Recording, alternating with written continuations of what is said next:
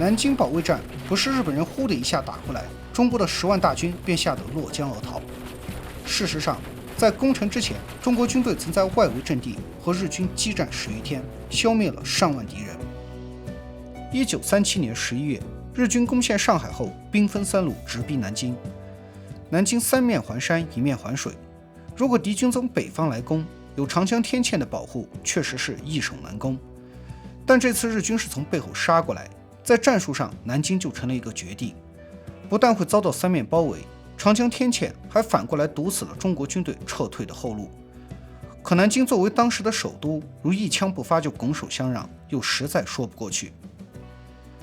在一片弃守的声音中，多年不带兵的唐生智挺身而出，自告奋勇，主动担起了守城重任。勘察地形后，他以南京城为中心，布置了2道防线。第一道防线从大胜关牛首山、方山一直拉到汤山、栖霞山、乌龙山，把南京城牢牢地护在后面。这些山头上，机枪掩体、炮台战壕星罗棋布，火力点密如织网。第2道防线则沿着雨花台、紫金山一带修筑了上百里战壕，并配有地雷、铁丝巨马等各种障碍物。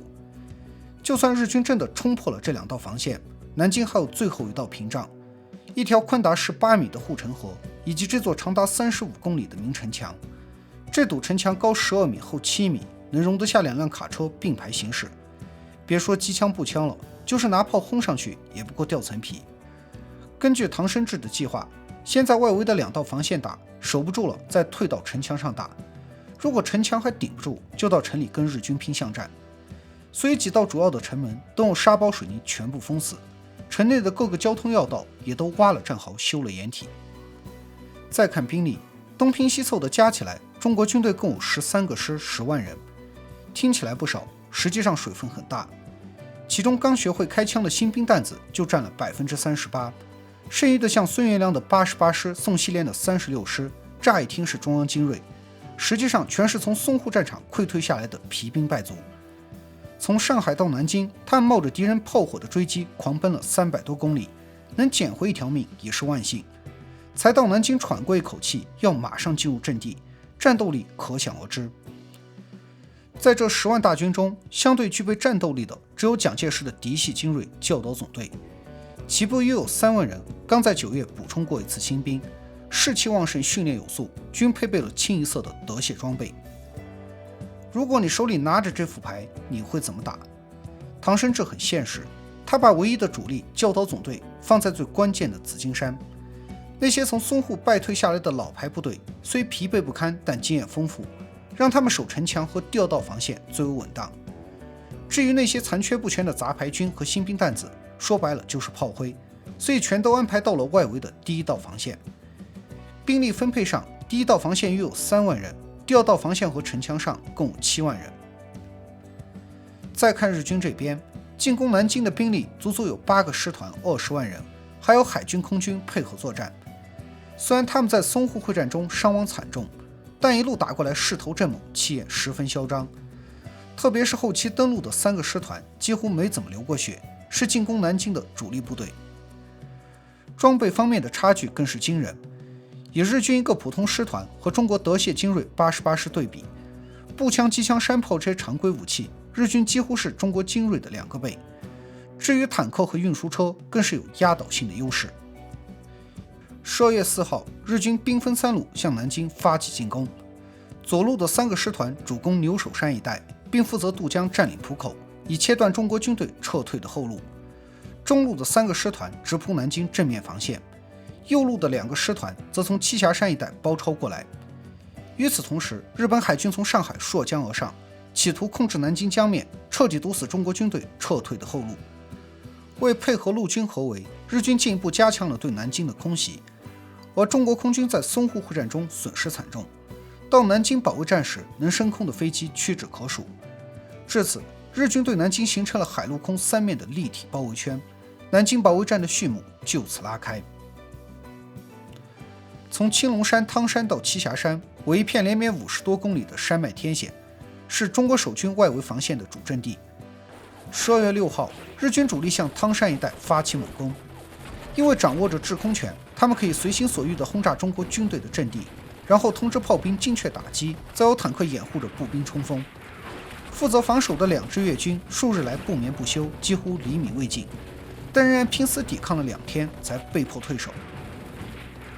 左侧的牛首山由58师负责防守，这支部队从淞沪会战打到南京，4个月下来伤亡惨重，急需休整。然敌人已兵临城下，这口气又如何敢喘？12月7号，日军30多架飞机对牛首山进行了狂轰滥炸，掩护着地面部队发起猛攻。第58师凭借居高临下的优势，用手榴弹和钢炮拼命阻击日军的机械化部队。12月8号清晨，日军在40多辆坦克的掩护下发起冲锋，守军毫不示弱，使用战车防御炮迎头痛击，当场击毁了6辆坦克，迫使日军向后败退。次日，由于右侧的支援部队过早撤退，日军趁机拿下了大胜关，左侧的方山也在当天失守。第58师顿时成了孤军，即将被四面包围。唐生智只好下令该师撤退回防。在南京外围的一线战斗中，要数江陵的要塞部队打得最好。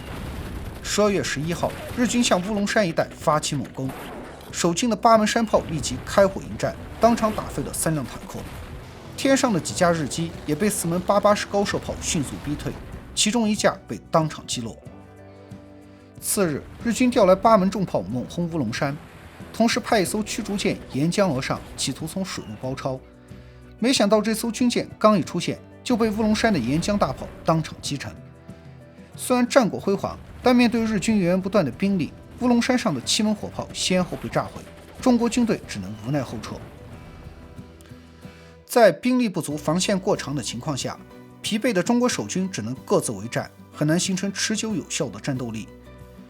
至12月8号前后，南京外围的一线阵地多处被日军突破，各部守军伤亡惨重。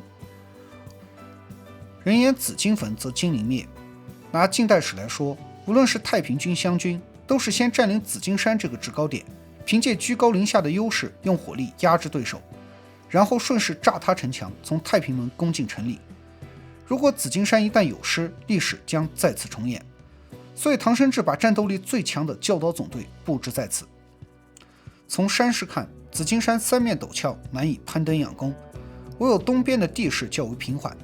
从第1峰、第2峰再到老虎洞，落差依次降低，所以教导总队沿着高处向东边构筑了3道防线，机枪地堡多达64个，战壕刺网层层设防，整体攻势不说固若金汤，至少也是防得滴水不漏。日本人深知这块硬骨头一般部队根本啃不动，所以特地调来了一支陆军甲种师团，它就是后来主导南京大屠杀的第16师团。这支来自京都的老牌劲旅，自上海登陆后一路打酱油，几乎没什么伤亡，眼下遇到教导总队可谓是棋逢敌手。12月8号拂晓，日军先升起观测气球，对紫金山的地形和防守进行了侦察，紧接着大批日机呼啸而来，对山上阵地进行狂轰滥炸。硝烟未散，步兵便在坦克的掩护下朝老虎洞扑了过来。居高临下的中国守军不慌不忙，早在碉堡中架好了机枪，等子一经射程，便展开疯狂的扫射。向上仰攻的日军无处躲藏，一时间死伤无数。日军随即调来多门37毫米速射炮，专门瞄着碉堡的射击孔打。它本是反坦克炮，每分钟能喷出20发炮弹，虽打不穿坚固的碉堡，可一旦炮弹从射击孔钻入，里面的将士凶多吉少。守军阵地上只要有机枪开火暴露位置，马上就会招来一顿密集的轰击。更要命的是，一支日本炮兵中队从乌龙山方向火速赶来增援。在这种压倒性的火力优势下，日军逐步登上老虎洞，中国守军被迫退到了第2条防线。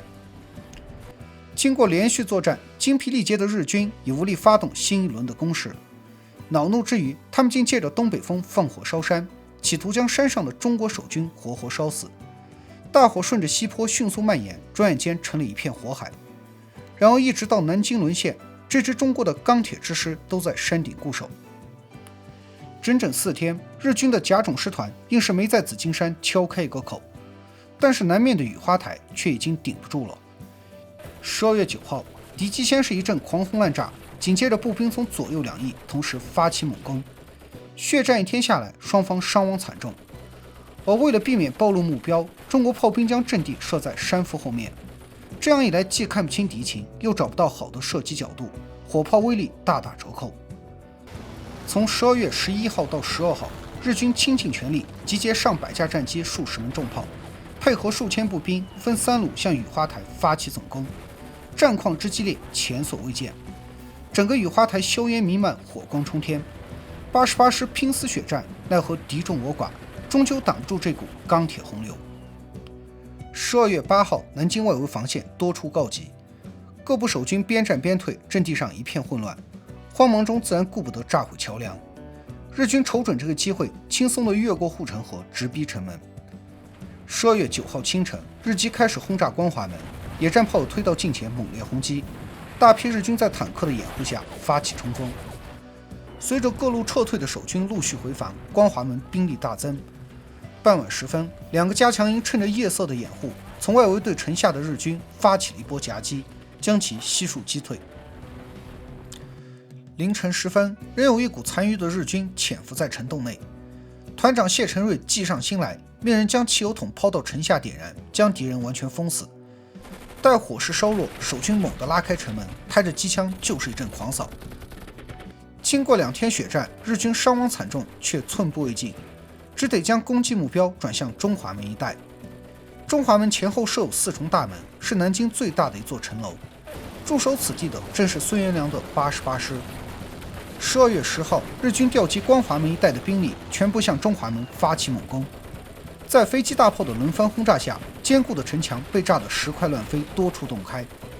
战至黄昏，敌人越聚越多，伤亡惨重的88师无奈撤退，中华门至此失守。眼见形势急转直下，蒋介石于12月11号连下3道军令，命唐生智相继撤退。当天夜里，唐生智召集众将商议撤退方案。按照计划，大部守军兵分几路从正面突围脱身，仅让一小部分渡江北撤。以当时的情况，这个计划是对的。问题下达了正式的书面命令后，唐生智突然抽风，又下达了一个口头命令：各部守军如不能突围，可以渡江后撤。换做你会傻到往城外的枪口上跑吗？12月12号下午，各部指挥官像泄了气的皮球，只想着如何脱身。有的军官连命令都没传，便丢下自己的士兵先溜了。一江门作为通往江边的唯一通道，此时已经乱成了一锅粥。官兵民众都在城破的恐慌中争相夺路，踏死急死的不计其数。然而当他们拼命挤出一江门时，绝望地发现江面上连一艘船的影子都没有。原来当初为了背水一战，唐生智下令调走了所有的运输船。走投无路之下，有的人抱着木板下水，有的骑着原木漂流。12月13号，随着中国守军的溃败，日本的海军舰艇轻松突破封锁线，抵达下关江面。望着江上密密麻麻抱着木板拼命渡江的军民，日军毫不犹豫地开火扫射。据统计，仅在下关一地就有3万多人死于日军的炮火，另有2万8千多人被江水吞没。而在大部分守军选择沿江撤退时，叶兆和邓龙光的2支越军却遵照书面命令，选择从正面突围，最终硬是杀出一条血路，安全地撤至安徽。12月13号，日军攻陷南京后，开始在城内大肆的烧杀淫掠，制造了震惊中外的南京大屠杀。战后经远东国际军事法庭的调查，证实被杀害的中国军民为35万。而在历时10余天的南京保卫战中，日军的伤亡至少有 1.2 万人。要知道，日军在兵力、武器装备上都具有压倒性优势，中国守军能打出这样的战绩，已堪称奇迹。包括唐生智，从前期兵力部署到战斗指挥都可圈可点，但最大的败笔就是仓促改变撤退命令，致使3军将士葬身江底。某种意义上来说，南京保卫战不是打输的，而是跑输的。